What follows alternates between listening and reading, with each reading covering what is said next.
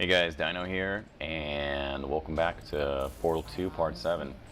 So, first I just want to apologize. I know I've had an absence for a long time, just got done graduating, so should have a lot more time on my hands for a while here. Like I said, we left off last time in this room that looked like it was going to kill you. Oh, turns out it doesn't. So a few things I want to talk about today that I thought were fun is how how techniques spread throughout a game. And so what I mean by that is essentially, like my experience with this in Battlefield 42 is the competitive guys go in and figure out, say stuff like pixel aiming, and then they figure out their spots or their strategies or a particular technique, whatever that technique happens to be. And then in the weeks following that, once those players start filtering back into pubs with their techniques, then everyone else on those public servers sees that, right? And it works really effectively, and they start duplicating it. And then it just starts to slowly spread throughout the game. Another example of this technique is essentially just overall skill level in a game. Basically, this is something I want to touch on more later, but in general, the more people you have playing a game, the overall higher skill level of just about everybody playing that game. And this does get a little bit more complicated, and it's something actually I want to talk more about a little bit later today. Basically, if you come in first place out of 5 teams, it just doesn't mean as much as if you come in first place out of 100,000 teams. It just makes sense. That player base is much, much, much larger. You have a much greater possibility for somebody who's good to be good, basically. And like I said, everyone's learning from each other and increasing everybody's skill levels at all times, so it's pretty cool. To go back, I want to make sure everybody knows what I meant when I said pixel aiming. Pixel aiming is where, well, essentially you aim at a pixel on your screen and you make a shot that is impossible to shoot otherwise. So like in Battlefield 42, it's a totally interesting phenomenon. It's related to what we're talking about, is how skill level passes through the games. Essentially, Battlefield, at the time, Cal, gosh, it's so silly sounding, but Cal, which was the Cyber Athlete Amateur League, where teams competed to win spots in CPL, the Cyber Athlete Professional League. And a CPL was where people actually flew and met at the same place and played on computers, they were all networked together as opposed to the internet.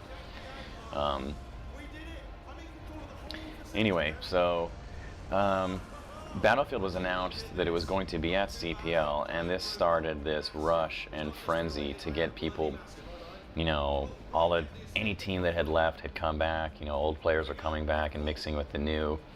And it was amazing. Within a matter of 2 months, the game had literally just been broken down to a science. What worked, what didn't work, what were the best guns, what are the best formations, what is the best way to play. So what happened is Battlefield has static vehicle spawns. What this means is every time you load up a map, you're going to get the same loadout of tanks, planes, jeeps, etc. And then also means they're going to be spawning in the same locations.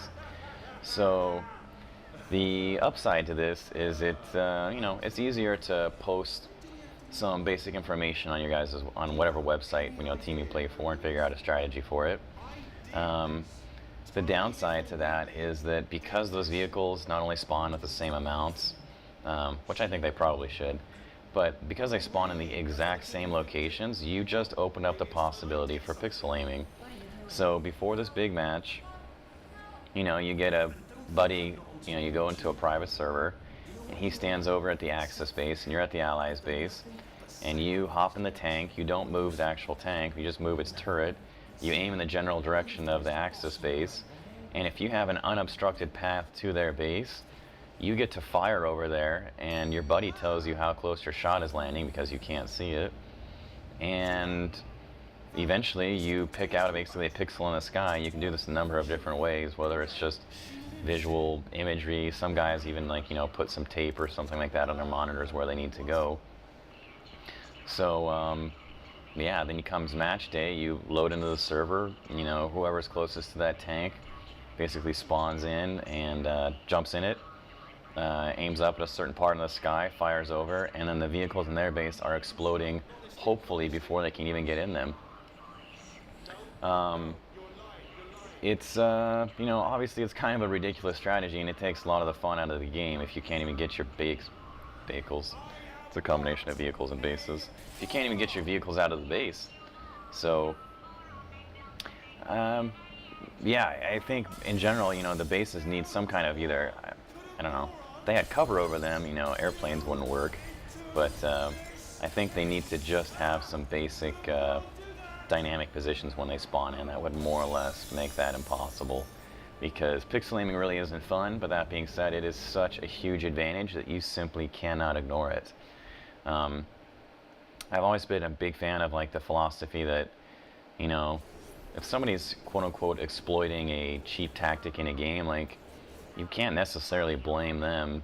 Like, blame the game designers. Like, if it's allowed in the game, like, I don't know, why not use it? If you feel like you want to handicap yourself to prove that you're better than everyone else, that's one thing, but don't bash everybody else for taking part of this perfectly legitimate function of the game. It's there, and unless the game designers take it out, it's there for everyone to use, apparently.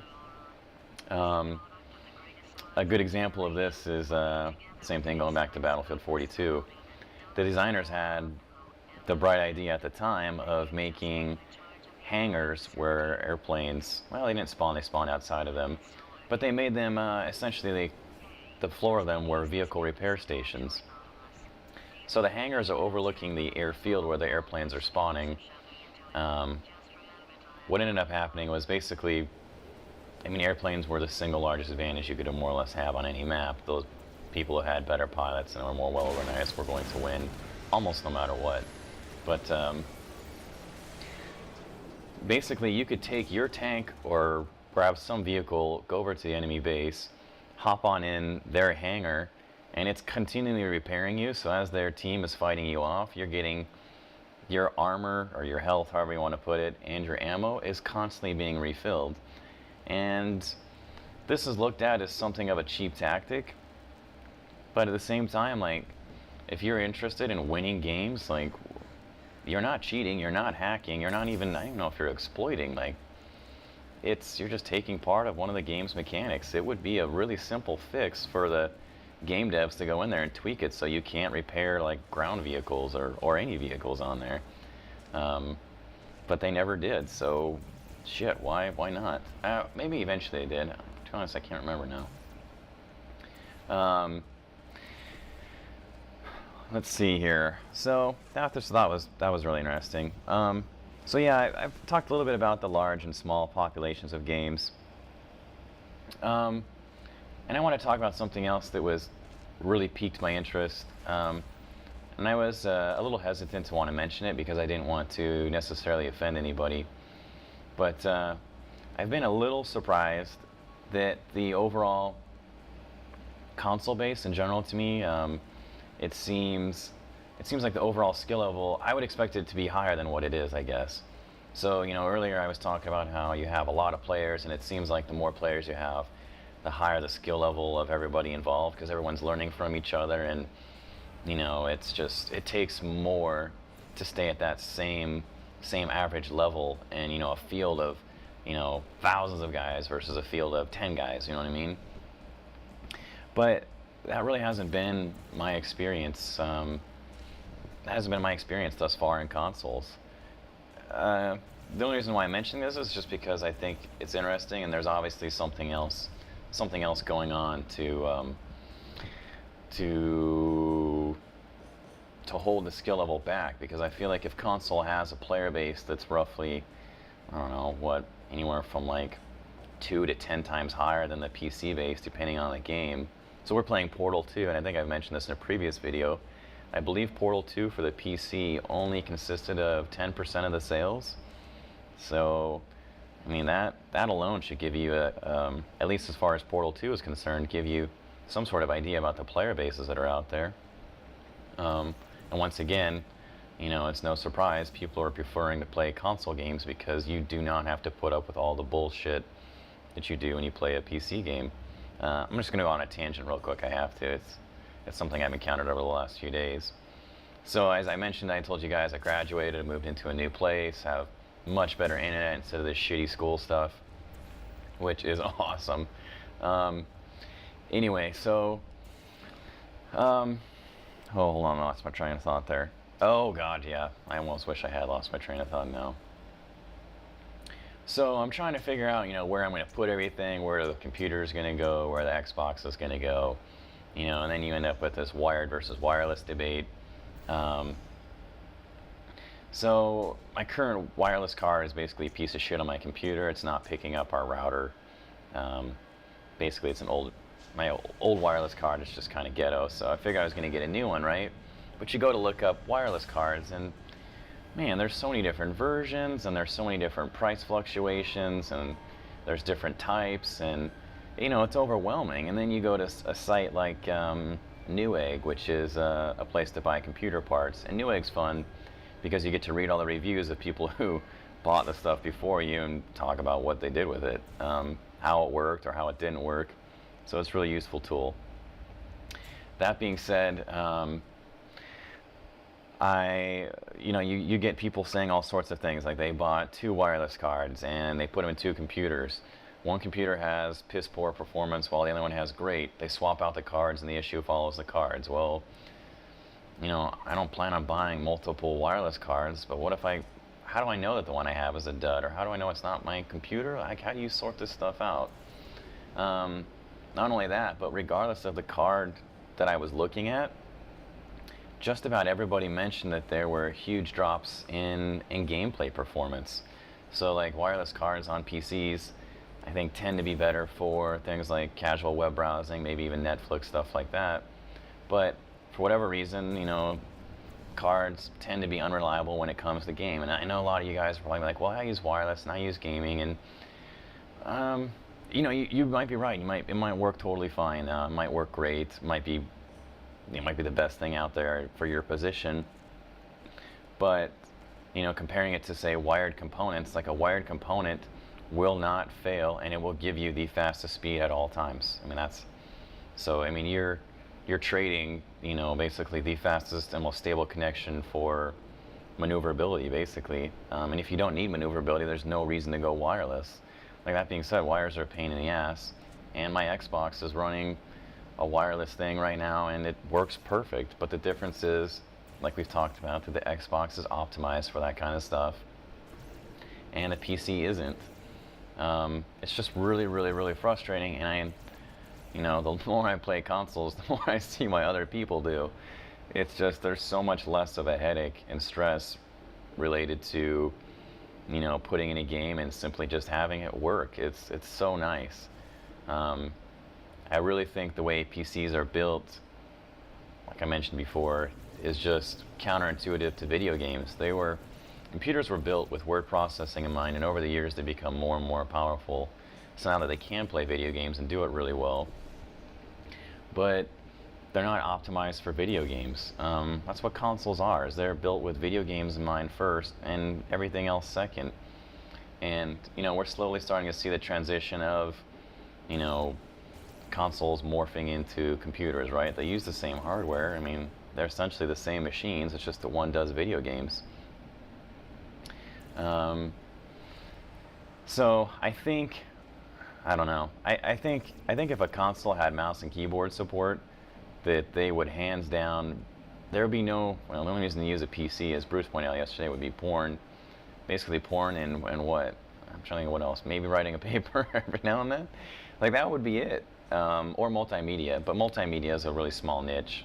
And you're not going to get, I don't think there's a big push as far as hardware development necessarily from the multimedia side. I could be wrong on this. I just don't think it's a big enough portion of the market sector to drive like hardware excuse me, PC hardware. Um, I think, once again, I think if this next generation of consoles goes and offers mouse and keyboard support, we will all be extremely, extremely happy campers, and it will be a glorious, glorious day because we can do all the things that PCs can do, and there will be no reason to play a game on a PC ever again. Sad but true. So, and this is coming from a PC enthusiast. Everything I do is on a PC, but like I said, if the only thing that a PC has right now is essentially a mouse and a keyboard, what the hell is the point? We talked about a few other things. You know, they have the addition of dedicated servers typically, and they do have some functionality as far as creating maps. But I've also talked about how, you know, I think that that can be a detriment as well when you have so many different versions of the same map going around, and it's hard for, you know, hard to get a baseline.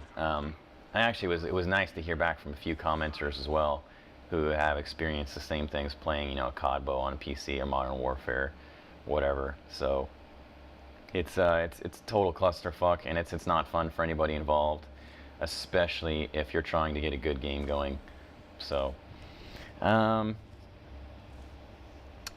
real quick now, I have about 5 or 6 minutes left. I just want to go back to the skill levels on console and why they aren't higher. For a frame of reference, I went to a tournament, basically a gaming tournament, several years ago, and it was a really interesting experience because played Battlefield there. I basically just joined up with a random team, and we murdered all the local guys that were there. This tournament that I went to, it was really interesting because essentially it was this tournament for the first time. They were offering, you know, I can't remember how much it was. It was over $100,000 in cash and prizes. So they gotten big enough to start attracting somebody like myself who doesn't play casually. I play competitively. So I thought that was interesting. But for a long time, they'd only essentially attracted this local following. Not only a local following, but the guys who played there actually also played this Battlefield game that I played, right? And they actually had their own server. And what was interesting is I went into this tournament, and you know, I was a really good Battlefield player. I mean, definitely, but I wasn't the best at everything. I was great at infantry, and at the time, I had just started learning how to fly the planes, and I was pretty accomplished as a tanker. But I went in there and just murdered everyone, and it wasn't because I was great. It was because these guys that were playing, it was this local community who played in the same local server, and there is no comparison when I had played on, you know, one of the top 42 teams and played with literally guys from all over the world, and seen what they do as well. It's just a completely different experience, and their skill levels were nowhere nearly as good as mine. It didn't matter if it didn't matter that I was one of the better players in our league. You know, an average guy could have gone in there and just rained shit on them. So I guess, you know, I'm kind of curious why are we not just seeing like these phenomenal ball banging players in consoles? And once again, to use myself, like I have such a limited amount of console experience. Every person out there has more console experience than I do. I literally have like several. I don't even know if I have 24 hours playtime on a console right now, and that's in the last. Oh shit. I don't know how many years. I mean, that's over several years, and that's only within the last couple of weeks. I probably have maybe 24 hours of playtime on a console, period. Not on a particular game, but using a controller, playing a console, and, you know, essentially all I've really been doing is zombies, more or less. But, you know, zombies seems like a fairly simple game as far as, because you're going up against NPCs, you don't get this variability in game strats or anything like that. So once you figure out what's going on, you know, it's really easy to accrue that information very quickly, and, you know, gain in skill level very, very quickly, because they don't evolve. They just do the same things again and again and again. The only thing that evolves, hopefully, is you. So, and like I said, I've been really surprised at how poor some of the players that we've gotten are. And I think it just comes back to, I don't know, like just maybe people just don't give a shit. I don't really know what it is, but that always baffles me because, regardless of what activity you're doing, it just, I don't know, I guess if you're doing anything for more than a couple hours a week, it just seems like, I don't know, why would you not give a shit about it? And I think part of that might be some sort of social stigma with video games, like if you give a shit about them, you're a huge nerd, and I mean, I'm not gonna lie, sitting here doing commentaries on video games, and if I was to do this out in public, people would probably laugh and mock you. It seems, ridiculous, but it's something I love. Why wouldn't I care about it? So I don't know if it's that. I don't know what it is. I'd be curious to hear what your guys' suggestions are. I mean, a few of the things we've talked about are, the type of games today. One of the way, let's try to lump a few points together. One of the ways that consoles have increased their player base is essentially to create games for the masses. So, like we said, COD series in general caters to the lowest common denominator, the instant respawn loving, very fast weapons, faster gameplay. KDRs are really thrown out the window. Consistency is somewhat of an afterthought.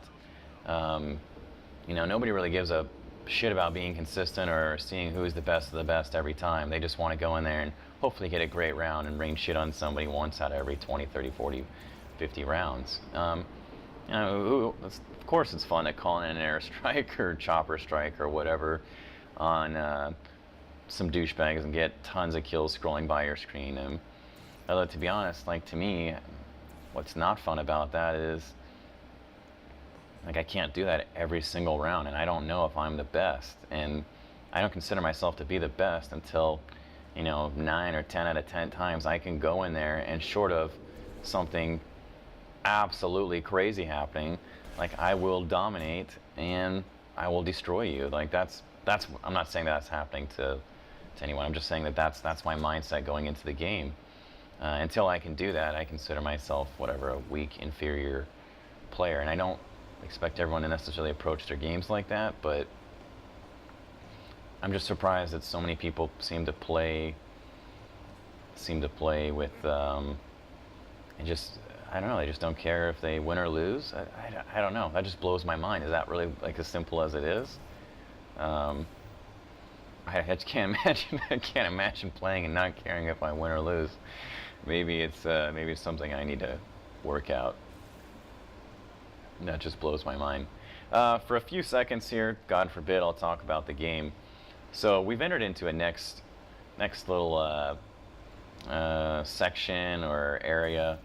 I'm a little confused about what exactly this is. It's pretty fun. I don't think it's actually quite as clever as the first part of the game. I think this section is actually deceptively simple, and there are quite a few puzzles that I repeatedly failed at as a result of just overthinking them. I was like, no, I couldn't be it. Then I'm like, oh, okay, I guess that was. I should have tried it sooner. So more to come with the new blue ooze next time, so stay tuned, guys.